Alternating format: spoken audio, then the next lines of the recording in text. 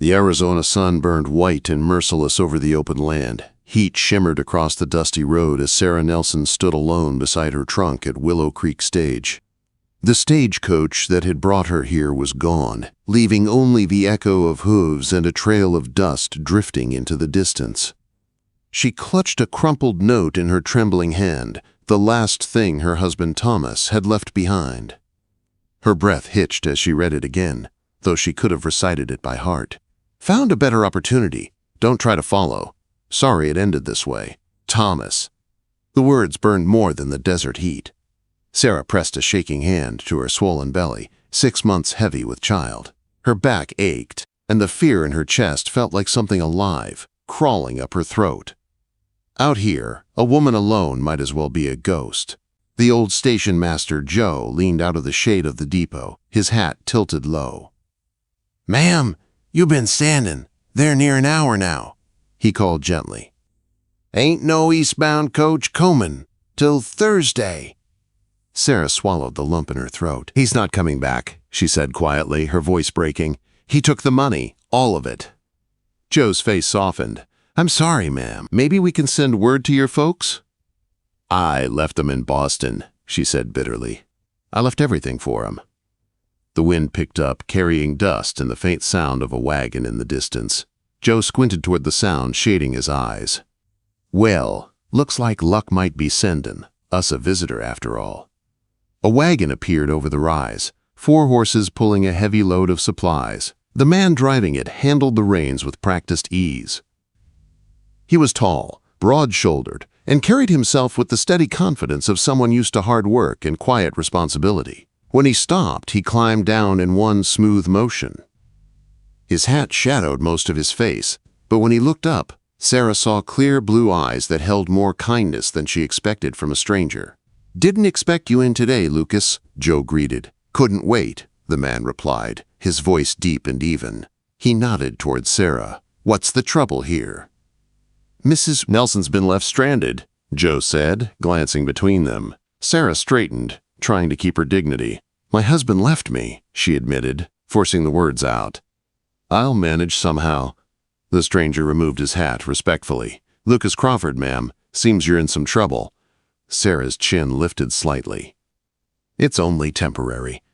Lucas's gaze took in her fine but dusty dress, her pale hands unused to hard labor, and finally her rounded belly. "Where's your husband now?"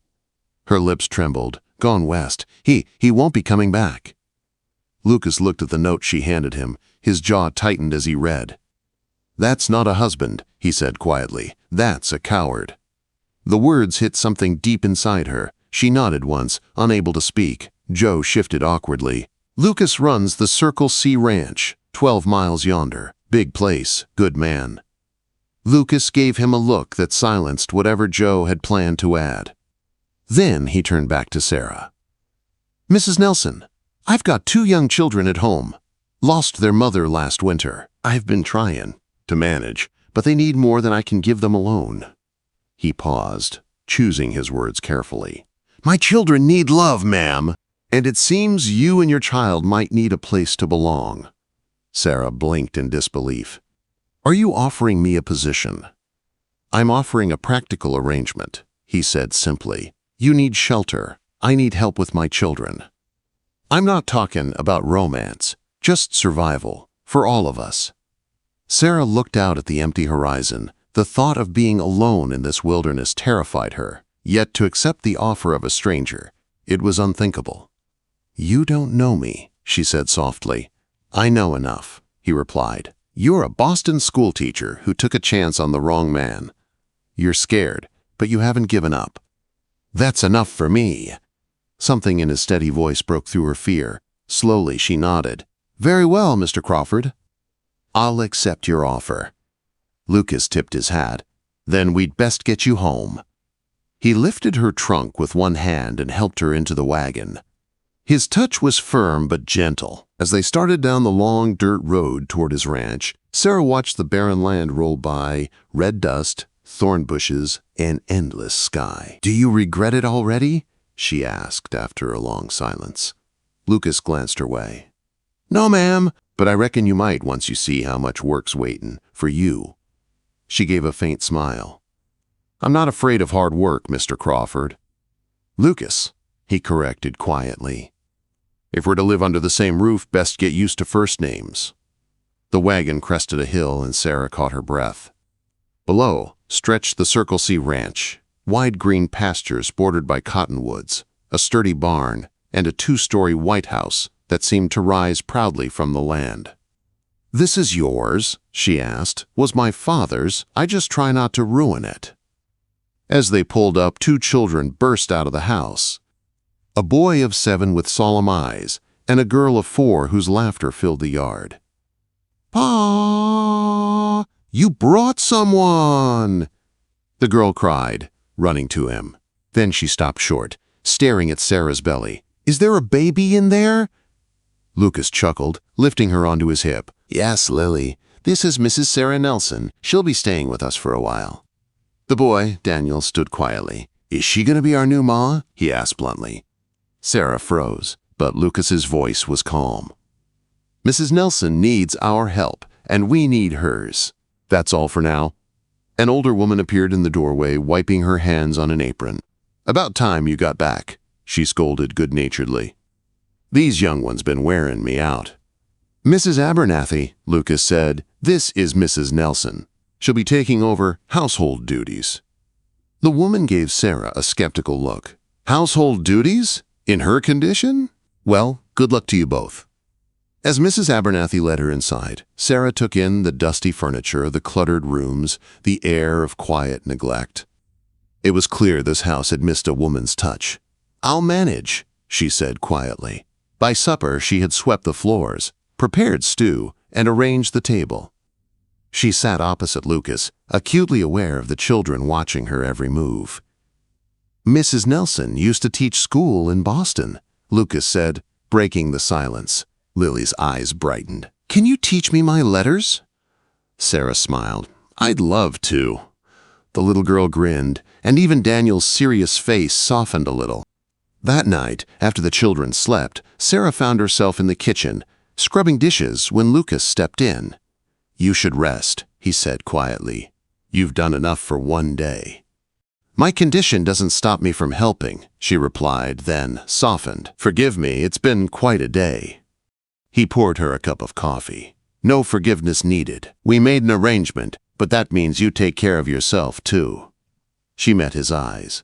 "Why did you help me, Lucas? You don't even know me." He looked down, his voice rough. "Because I've seen what happens to women left alone out here. And because my Emma would have done the same."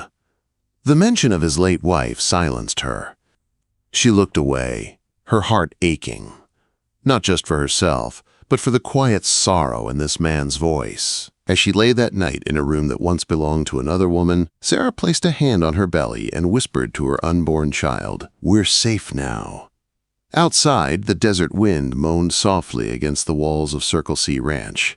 Somewhere between fear and hope, Sarah Nelson began to believe that maybe, just maybe, this wasn't the end of her story. Morning light spilled over the Crawford Ranch, soft and golden across the valley. Roosters crowed, horses snorted in the corral, and the smell of coffee and wood smoke filled the air. Sarah woke to those sounds, unfamiliar yet comforting. For the first time since Thomas had left her, she felt a faint sense of belonging. Lucas had already gone out to the fields when she entered the kitchen. Mrs. Abernathy, the older housekeeper, was there, kneading bread dough. "You're up early," she said without looking up. "I wanted to learn the routine," Sarah replied. Mrs. Abernathy eyed her belly. "Routine's not for the faint-hearted. You sure you can manage?" Sarah smiled softly. "I can manage." And she did. Though her back ached and her legs swelled by noon, she cleaned, cooked, and saw to the children as if she'd always belonged there. Lily followed her like a shadow, full of questions, while Daniel watched quietly from a distance, suspicious of change. By the time Lucas returned that evening, Sarah had transformed the kitchen into order. Dishes shone, herbs hung drying near the window, and the smell of stew filled the room. He paused in the doorway, surprised. "The place looks different," he said. "A woman's touch." she answered, before realizing how that might sound. Her cheeks flushed. Lucas didn't seem to notice. Daniel and Lily behave? They're good children, she said. They just miss their mother. His face darkened for a moment, shadowed by memory. Yeah, we all do. That night, when the children were asleep, Lucas found Sarah sorting linens by lamplight. You've done more in one day than I've managed in months, he said quietly. I'm a teacher by trade, she replied, folding a sheet. Order keeps me steady. He nodded, watching her for a moment. You don't talk much about your husband. Sarah froze. There isn't much to say. He dreamed big and gave up easy. When I told him I was expecting, he said he wasn't ready to be tied down. Lucas's eyes softened. Some men don't deserve the title. Sarah met his gaze. And some take on burdens that aren't theirs. They stood there in silence, the air between them thick with unspoken things. Then Lucas said gently, Get some rest, Sarah. Mornings come early out here. The days fell into rhythm after that. Mornings began before dawn, with the sound of hooves and the clatter of pails. Sarah taught Lily her letters, encouraged Daniel's sketching, and found herself laughing again. Each night, Lucas joined them for supper, his quiet presence steady as the land around them. But even peace in the West was fragile. One afternoon, Lucas returned from town earlier than usual, his jaw tight. Sarah knew something was wrong before he spoke. What happened? She asked. He hung his hat on the hook. Ran into someone asking questions. Said he was looking for a woman from Boston. Pregnant. Traveled with her husband west. Sarah's heart thudded painfully. Thomas, she whispered. Lucas nodded grimly. Said he made a mistake. Wants to make amends. Her hands gripped the edge of the table. He took everything I had, Lucas. I don't want to see him. You're sure? He asked gently. He's the baby's father. A father doesn't abandon his family, she said, steady now. Thomas made his choice. Lucas studied her face, then nodded. He could cause trouble. The law still calls him your husband. Sarah's stomach twisted. Then what can I do? Lucas hesitated. There's one way to keep him from taking you or the baby away. What way? He met her eyes. If you were married again to someone else, a legal husband would protect you and the child. Sarah stared at him, stunned. Married to you? On paper, he clarified quickly. You'd have my name, my protection, that's all. Her throat tightened. You'd do that? Take on another man's child? I brought you here under my word, Lucas said simply. I intend to keep it. Sarah lowered her gaze. What about your heart, Lucas? You're still grieving. His voice softened. A man can grieve and still do what's right. 2 days later, they stood before the Justice of the Peace in Copper Ridge. It was a simple ceremony. Lucas wore his cleanest shirt and a string tie. Sarah's dress had been mended to fit her swelling belly. Mrs. Abernathy and the children stood as witnesses. I now pronounce you husband and wife, the justice said, looking uncertain at the unusual pair before him. Lily clapped her hands. Does this mean she's our real mama now?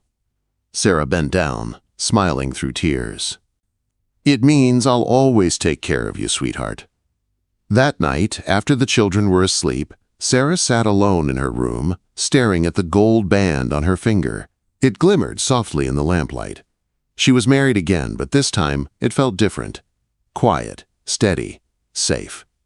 A knock at her door broke her thoughts. Sarah? Lucas's voice came softly. Come in. He stepped inside, hat in hand. Just wanted to make sure you're all right. Today was unusual. Quote, That's one word for it, she said with a small smile. He nodded. I want you to know, I expect nothing from you. This was to keep you safe, nothing more. She studied his face. The honesty there made her chest ache. Thank you, she said softly, but perhaps we could be friends, real friends. His lips curved faintly. I'd like that. They talked for an hour, about small things at first. Boston winters, ranch work, the children. Then she learned something new. I wanted to be a doctor once, Lucas confessed. Studied in St. Louis before my father got sick. Had to come home. That explains the medical books in your study, she said. He smiled a little. Emma used to tease me about play-in, doctor, every time a calf sneezed. The sadness in his voice had softened now, replaced with gentle remembrance. When he finally left her to rest, Sarah felt an unfamiliar warmth inside her chest. Maybe friendship could be the start of something neither of them had expected. Weeks passed. The summer heat came hard and fast. Sarah grew heavier, slower, but still determined to help. Lucas insisted she rest more, but she refused to be useless. "You don't have to do everything," he told her one afternoon as she hung laundry. "I need to stay busy," she said. "It keeps my mind from wandering." "To Boston?" "To the past," she corrected. That evening, as a storm gathered over the hills, they sat near the fire. Rain drummed softly on the roof. "Have you thought of names?" Lucas asked. Sarah smiled faintly. "If it's a boy, William. If a girl, maybe Emma." His head turned sharply. "Emma? I understand if it's too painful," she said quickly. He shook his head. "No, I think she'd like that." Lightning flashed outside, and thunder rolled across the plains. Sarah shivered. "I think the baby will come soon." Lucas frowned. "Too soon?" Before she could answer, a sharp pain gripped her belly. She gasped, clutching the arm of her chair. "Sarah?" Lucas was on his feet instantly. She tried to breathe through it, but another contraction followed. "Lucas, it's time." By the time Mrs. Abernathy arrived, Sarah was in labor. The house became a storm of its own. Lily crying, Daniel pacing, Lucas praying in the hallway. Hours later, just before dawn, a baby's cry filled the house. "A girl," Mrs. Abernathy announced with pride, "healthy and strong." Tears blurred Sarah's vision as she held the tiny bundle. "Hello, little one," she whispered. "Hello, Emma." When Lucas entered the room, exhaustion and wonder filled his eyes. Sarah looked up. "Come meet your daughter." He hesitated only a moment before taking the baby into his large, gentle hands. "Welcome home, Emma," he said softly. Sarah watched him, her heart swelling. In that moment, she knew the man standing beside her wasn't just her protector. He was something much more. The weeks after Emma's birth passed in a blur of sleepless nights, soft baby cries, and the smell of milk and wood smoke. Sarah's body ached, but her spirit had never been stronger. Every time she looked down at her tiny daughter's face, she felt a peace she'd never known before. Lily adored the baby, proudly fetching blankets and singing made-up songs, while Daniel, quiet and careful, drew detailed sketches of his new little sister sleeping in her cradle. Lucas often stayed up through the night to help, pacing the floor with Emma in his arms, humming softly until she settled. "You're a natural with her," Sarah said one evening, smiling as she watched him. He chuckled quietly. "Had some practice with Lily, but this one's got her own mind already." "She loves you," Sarah said softly. Lucas looked down at the baby in his arms. "She's part of you. How could I not?" The simple words made Sarah's throat tighten. Something was changing between them, slowly, steadily, like the seasons. One night, after the children had gone to bed and the fire burned low, Lucas spoke quietly. "Sarah, I need to say something." She turned from the cradle. "What is it?" Quote, "When I found you that day at the Stagecoach stop, I was thinking only of my children, what they needed. I wasn't expecting to feel this." Sarah's heart pounded. "Feel what, Lucas?" He met her eyes, like a man who's found something he didn't know he was missing. "I care for you, Sarah, not just out of duty." The room went still. Sarah searched his face, finding nothing but truth there. "I care for you too," she admitted quietly. He stepped closer, close enough that she could feel his breath. "Then let me court you proper, even if you are already my wife." A nervous laugh escaped her. "That doesn't sound very proper, Lucas Crawford." He smiled faintly. "Maybe not, but it sounds right." That night when he kissed her, it was soft and uncertain, but it lit something deep inside her, a warmth that had nothing to do with gratitude and everything to do with love. From that day, life on the ranch seemed brighter. Lucas brought her wildflowers from the range. He left small notes on the kitchen table, little things he'd never done before. The children began to notice too. Lily teased them mercilessly, while Daniel just grinned and went back to sketching. 3 months later, when Emma was strong and chubby, Lucas came in from the fields one morning with a quiet smile. "Mrs. Abernathy's agreed to watch the children a few days. There's a cabin up in the mountains. Thought maybe you and I could use a little time away." Sarah's cheeks warmed. "Are you sure that's proper?" He tipped his hat, that playful spark in his blue eyes. "We're married, ma'am." The cabin sat in a meadow surrounded by pine trees and wildflowers. There was a clear creek nearby and a small porch that looked out over the valley. They spent the days walking by the stream, talking about the future, how they'd raise the children, expand the ranch, and maybe someday add another room to the house. That night, by the fire, Lucas took her hands in his. "Sarah, I'd like to make something official. I want to adopt Emma, give her my name, my protection. She's mine in my heart already, but I want it to be legal." Tears filled her eyes. "You'd do that?" "She's family," he said simply. "And so are you." She kissed him then, and this time there was no hesitation. The firelight flickered across the walls as they held each other, the outside world fading to silence. For the first time, Sarah felt whole again. Not because she'd been rescued, but because she'd found a partner who met her strength with his own. When they returned to the ranch, everything felt different. The children ran to greet them, and baby Emma reached for her father's beard, giggling. The house that had once been lonely now echoed with laughter. Winter came early that year, painting the fields white. One cold evening, just as Lucas set another log on the fire, there came a knock at the door. He opened it cautiously and froze. A man stood on the porch, covered in snow, hat in hand. "Thomas," Sarah whispered. Her former husband looked older, thinner, worn by life. "Finally found you," he said. "I heard you had the baby."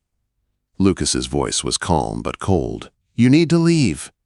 "I just want to talk to my wife," Thomas insisted. "She's not your wife anymore," Lucas said firmly. "She's mine." Sarah stepped forward, her chin high. "Thomas, whatever you came for, you won't find it here." Quote. He looked around the warm, tidy room, the children's laughter from upstairs, the smell of stew on the stove. "You really built a life here," he said quietly. "I did," Sarah replied. "One built on honesty, not empty promises." Thomas hesitated. "She's my daughter." "She's our daughter," Lucas corrected. "And she's staying right where she belongs." For a long moment, Thomas stared at them both. Then he nodded once, his shoulders sagging. "I suppose I deserve this." "Yes," Sarah said softly. "But you can still make something of yourself, just not with us." He left without another word. The door shut, and the only sound was the crackle of the fire. Sarah turned to Lucas, her eyes glistening. "It's over." He pulled her close. "You're safe now. All of you." She nodded, resting her head against his chest.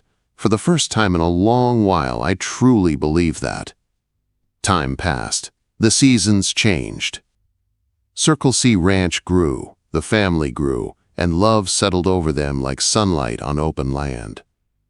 Daniel discovered a talent for drawing and building. Lily dreamed of teaching like Sarah once did. Baby Emma learned to walk, her first steps between her mother's arms and her father's steady hands. Years later, on a quiet evening, Sarah and Lucas sat on the porch watching the sunset over the fields. The sky glowed orange and rose above the ridges. "Do you ever think about that day at Willow Creek?" she asked. "Every day," he said. "I went there for supplies and came home with my whole life." Sarah smiled, her eyes soft. "I thought I'd lost everything that day." "You found something better," he said, squeezing her hand. "We both did." They watched as the last light faded from the sky, the ranch quiet except for the sound of crickets. Sarah leaned against him and whispered, "I love you, Lucas Crawford." He smiled, kissing the top of her head. "And I love you, Sarah Crawford." Yesterday, today, and all the days ahead. The wind whispered through the pines, carrying their words out across the open land. A promise born from heartbreak, built on kindness, and held together by the wild, enduring love of the West.